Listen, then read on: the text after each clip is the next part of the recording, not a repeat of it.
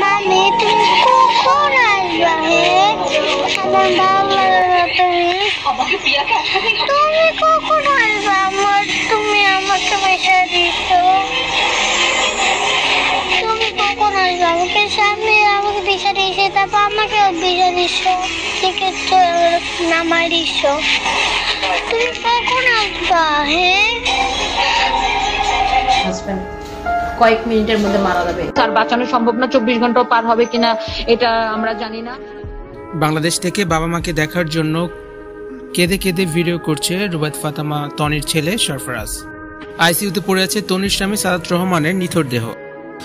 তার অবস্থা এখন খুবই সংকটজনক। দেশ থেকে বাবা মাকে দেখার জন্য কেঁদে কেঁদে ভিডিও করে মাকে পাঠাচ্ছে রুবায়েত ফাতেমা তনির ছেলে সরফরাজ। সরফরাজের ভিডিও দেখে আবেগতাড়িত হয়েছে নেটিজেনরা। ভিউয়ার্স, পুরো ভিডিওটি শুরু থেকে শেষ পর্যন্ত দেখে অবশ্যই আপনার মতামতটি জানিয়ে দিন।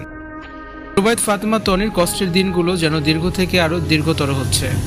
1.5 মাস হয়ে গেল তার স্বামী সাদাত রহমানের শারীরিক অবস্থার কোনো উন্নতি হয়নি। সাদাত রহমানের ব্রেইন দিন দিন আরও বেশি ড্যামেজ হয়ে যাচ্ছে। তার অবস্থা এখন অনেক বেশি সংকটজনক।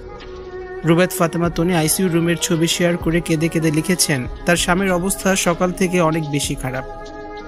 সংকটজনক অবস্থায় আছে তার স্বামী সাদাত রহমান।